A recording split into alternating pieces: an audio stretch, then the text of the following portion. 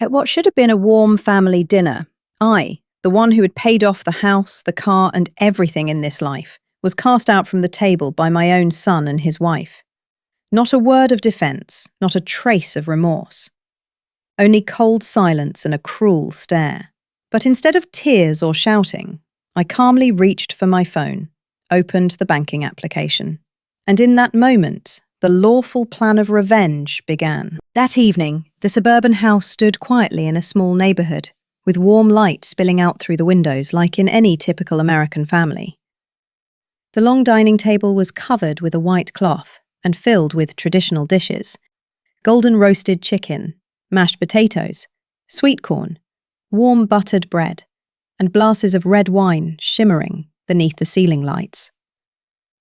I sat down in my usual seat, believing that this would once again be a simple, warm family dinner as it had always been. I had no idea that this very meal would become the turning point that changed my entire life. My daughter-in-law sat across from me, her face sharply painted with makeup, her dark red lips curling into a cold smile. She did not hesitate, she did not soften her words, but looked directly at me and said, "Mother, you should let us handle our own lives. You do not need to interfere in everything. Even at this dinner, there is no longer a place for you." The atmosphere in the room froze instantly. The crackling of the fireplace, the scent of melted butter and red wine in the air, all seemed to vanish from my senses. I turned to look at my son, waiting for him to object, to defend me. But he only lowered his head, his eyes avoiding mine, and placed his hand gently on his wife's shoulder as silent agreement. In that moment, my heart was crushed. I was betrayed twice over, not only by a stranger who had entered this family, but by my own son, the very child I had raised and sacrificed my entire life for. This house, every brick, every dollar of the mortgage, every abundant meal, all of it had been built and paid for by me. Yet tonight, in this very kitchen, I was cast out from the dinner table, as if I were nothing more than an intruder. I did not cry. I did not argue. I sat in silence, listening to the sound of forks and knives clinking against plates, listening to their hollow laughter as they carried on with the meal as if I had never existed. Those sounds were sharper than any cruel word, each one a blade that pierced straight into my heart, reminding me that I no longer had a place in my own family. My daughter-in-law's gaze slid past me, cold and triumphant. She believed she had won, that she had pushed me out of the circle she wished to claim entirely for herself. My son sat beside her, silent in his complicity. His silence was more painful than any words of cruelty. In that moment, pain turned into another fire. I knew I would not scream. I would not beg. I would leave quietly, but not as the defeated. From the very moment I was cast out from the dinner table in the home I had built, I swore that I would take everything back. Not through violence, not through chaos, but with precision, legality, and cold determination. That was the night when the outline of a revenge plan began to take root in me.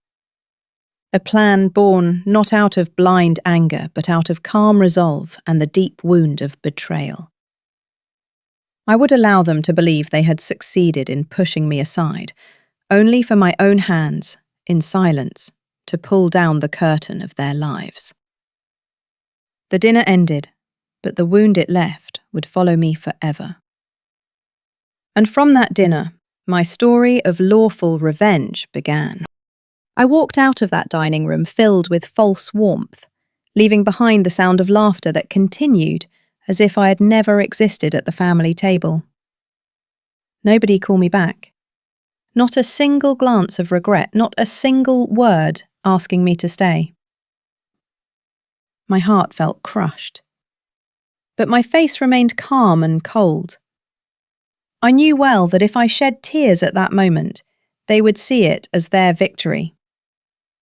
And I swore I would never give them that satisfaction. My steps were heavy on the polished wooden floor, yet each echo reminded me that I still held power. This house, every brick, every door, every shining light, had been paid for with my own effort and money. I had not begged nor depended on anyone. I had built it all. And if they thought they could strip it away from me with a few cruel words at dinner, they would pay dearly for that illusion. That evening, I sat alone in my room. No lights on, only the blue glow of my phone illuminating my face. I opened the banking application. Numbers appeared. Balances, transactions, assets. I remembered every debt paid, every sleepless night of work, every dollar I had spent to secure this house and the car they now enjoyed, as if it were their natural privilege. How ironic that I had become the outsider in the very life I had built. But I was not in a rush. I did not burst out in anger. I understood that the sweetest revenge is not shouted in rage, but carried out in silence, with careful calculation, tightening the noose, step by step, while they remain unaware. I thought of my son's face, the child I had once carried, nurtured, guided, and provided for. Now he had chosen silence, allowing his wife to drive me away from the table. That betrayal cut deeper than any venomous words. My daughter-in-law was just an outsider, but my own son, my flesh and blood, had chosen to stand with someone else against me. A cold determination rose within me. If they believed that I was old, weak, and powerless, they were gravely mistaken. I would show them that my silence was not surrender, but preparation. I would not fight with fists or insults. I would let the law and the truth become the invisible blade that cut through their hollow pride. That night I began writing the plan in my mind. Step by step, action by action, day by day. I knew all the linked bank accounts, I held the property documents, the contracts, and the records. And I also knew their greatest weakness, their complete dependence on me. Outside, the night wind howled through the quiet suburban trees, but inside me, a storm was slowly rising. I was no longer the one who had been expelled from the dinner table. I was the one holding the keys to everything. And I would use those keys to shut every door they thought was theirs. I sat in the silent room, the glow of my phone reflecting across my thoughtful face. The more I considered, the more I realized. True power did not lie in the cruel words they had hurled at me, but in the cold letters printed on legal documents. People may forget gratitude. They may betray you at a family dinner. But the law never forgets. I remembered the day I signed the house purchase contract. At that time, my son was still young, newly married, with no financial strength. I was the one who paid the majority of the money, and I was the one who diligently completed the last mortgage payments. This house was not a careless gift. It was the result of my labour and sacrifice. And on the legal documents, the most important place, the name written was not my son's, and not my daughter-in-law's. It was mine. The deed, the title, the ownership papers, all declared one fact. I was the rightful owner. While they claimed the right to drive me away from the dinner table, they had forgotten one fatal detail. I had never surrendered this key of power. In the United States, the law is clear. Whoever holds the name on the property deed is the one with full control. They may live there, decorate it, and call it their home. But without their name on the papers, it is nothing more than a borrowed privilege. If one pays off the mortgage and retains ownership, then the property belongs to that person, beyond dispute. I laughed quietly to myself. For so long, they had lived in this house as if it already belonged to them. They hosted parties. They furnished it. They invited friends as though they were the true owners. But it was all an illusion. They never realized that every step they took across that floor, every breath they drew within those walls, was taking place inside my property. And not only the house, but also the bank accounts. When they believed that I had handed over full control, they were mistaken. The joint accounts, the signatures that looked like shared authority, were in reality still tied to me. I was the one who funded them, I was the one who opened them, and every legal right remained in my possession. With one decision, one touch of a screen, their financial world could freeze instantly. In that moment, I understood the truth. I was not the weak outcast they imagined. I was not the person excluded from the life I had built. I was the one holding the keys to everything. I could turn the lock, and their world would collapse around them. I closed my eyes and drew a deep breath. In the darkness, I saw the faces of my son and daughter-in-law. They believed they had triumphed by casting me out of the dinner table. But in truth, they were sitting in chairs that I had bought, eating at a table that I had provided, and living in a house that I had paid for. They were enjoying a borrowed dream, one that I could end at any moment. And I knew with certainty that day would come. That night, the house was immersed in silence. Darkness covered the room, broken only by the pale glow of my laptop screen, casting light across my face. My heart was pounding. Not from fear, but from an intoxicating anticipation. This was the moment I had been waiting for. I opened the online banking application. Numbers, accounts, balances appeared before me like a battlefield. I knew exactly what this was.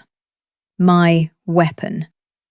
A sharp blade that required no hand to hold. My finger moved slowly, almost trembling under the weight of the moment. On the screen, the words "Freeze account" appeared. I paused for a second, drawing in a deep breath. Images returned to me. The dinner of betrayal. The cruel eyes of my daughter-in-law. The cowardly silence of my son. I remembered the humiliation of being forced away from the table in the very house I had paid for. And now, it all came down to a single click. I pressed the button. A small beep echoed. On the screen appeared the message, "Your request has been completed. Account has been frozen." I stared at those words and smiled. It was not the smile of ordinary happiness, but the rare satisfaction of justice served. Somewhere in this house, my son and daughter-in-law were likely sleeping peacefully, believing everything was within their control. But within hours, when they tried to withdraw money, when their credit cards were declined, when their automatic payments stopped without warning, they would realize what it meant to lose power. I imagined their confusion, their frantic calls to the bank, only to hear the calm reply, "The account holder has frozen access." And in that instant, they would remember, the account holder was me. The glow of the screen illuminated my face, revealing cold determination. Each heartbeat echoed like the drums of justice. I did not need to raise my voice. I did not need force. With a single click, I had reclaimed my position. I stood and walked to the window. Outside, the streetlights lit up the quiet suburban neighborhood. Families were resting peacefully, wrapped in the comfort of trust and love. But in this house, a storm was about to erupt, and I was its origin. I understood the truth. Power does not lie in cruel words or rash actions. True power lies in clarity, in patience, and in delivering a strike precisely when the enemy least expects it. That night, I slept with an unusual calm. Not because it was over, but because I knew. The legal revenge game had only just begun. I still remember the moment I sat at my desk, picked up the phone, and called a real estate agent. The professional voice on the other end sounded calm yet decisive, and I felt as if the gears of fate had started turning. I was no longer the one humiliated at the family dinner table, no longer the silent witness to betrayal. This time, I was the one taking action. I prepared every document meticulously. The deed with my name on it, the papers proving the mortgage was paid in full, and all the necessary legal forms. Every word on those papers was like a sharp blade, undeniable proof of ownership. I knew that once this process began, no one could stop it. When the sale notice was delivered, my son and daughter-in-law nearly lost their minds. I still remember their pale faces as they held the paper. She screamed, her voice breaking with anger, while he remained silent, his eyes wide with panic, yet powerless. They tried to plead with me, tried to accuse me of cruelty, but the law does not care about emotions. The law only recognizes signatures and the name of the legal owner, and that name was mine. I observed everything with a cold composure. There was a certain pleasure in watching those who once rejected me now tremble like children stripped of their shelter. Every tear, every desperate cry only made me feel more justified in wielding the power I had earned with my own sweat and sacrifice. That house, every brick, every door, every staircase had been paid for by me. They never understood its value. But now, with the sale notice in their hands, they finally realized it was never theirs. I did not need to shout. I did not need to argue. That piece of paper spoke for me.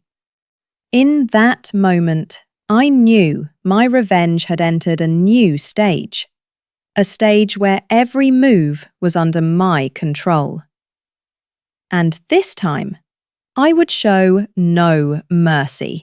The news that the house was listed for sale spread faster than I imagined.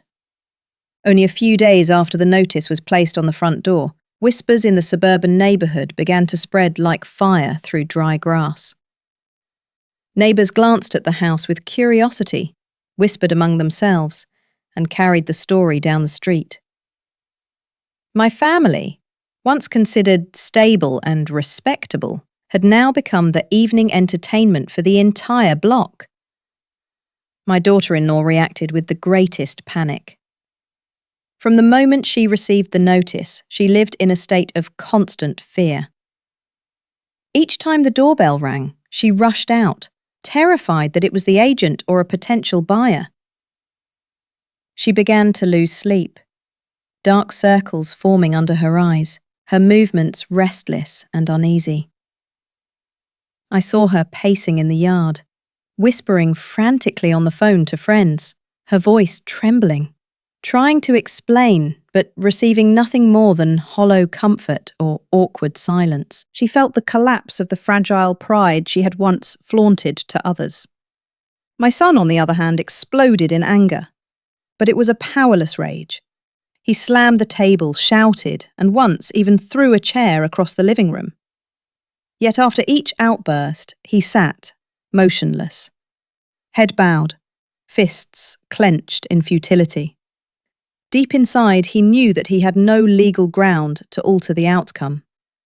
Every document, every signature, every record stood against him. His fury only exposed his weakness. The neighbours whispered more and more. Those who once shook his hand in the yard or invited him to barbecues now kept their distance. Some even muttered, "If his own father did not trust him, something must be wrong."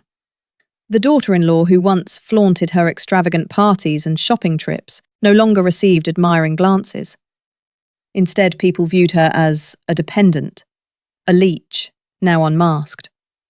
Every step she took outside was followed by whispers behind her back. Their friends also began to withdraw.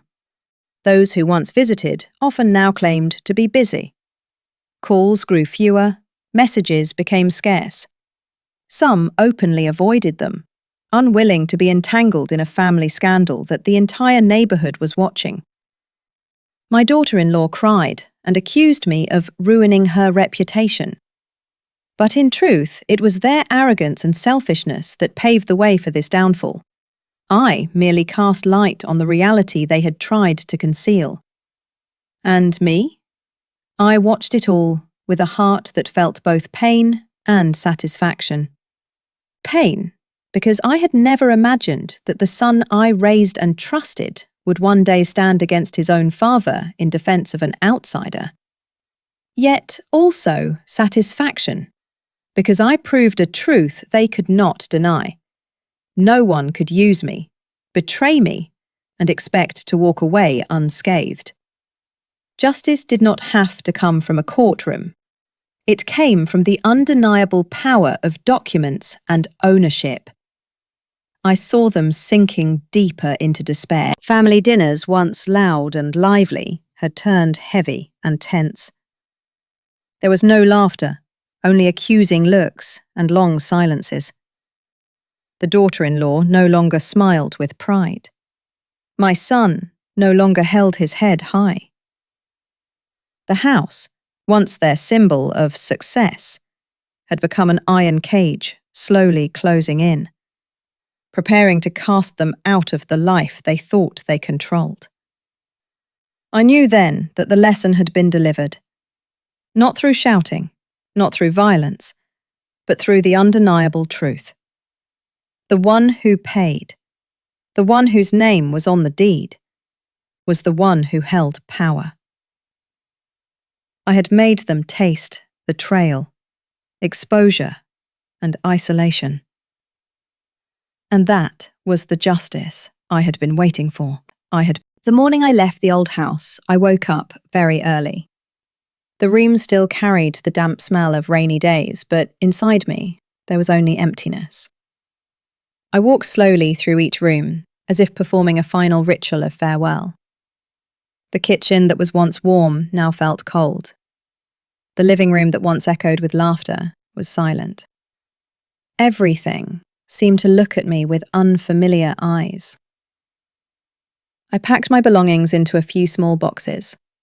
I did not need to take much because I knew material things no longer mattered when the soul was fractured. I took only what was essential: identification documents, some savings, a few sets of clothes, and faded photographs. Each picture carried a memory, a pain. My hands trembled when I looked at the photo of my son as a child. He once clung to me and cried. Once laughed wholeheartedly when I cooked his favourite meal. Now, there was only a cold distance between us. In the afternoon, I signed a lease for a small apartment in a quiet neighbourhood. The agent looked at me with sympathy, perhaps sensing I had gone through a storm. I gave no explanation, only signed my name. When the key touched my palm, I felt both heavy and relieved. From now on, I would live here. No one could expel me. No one could impose contempt upon me again. On the day I moved out, neither my son nor my daughter-in-law appeared.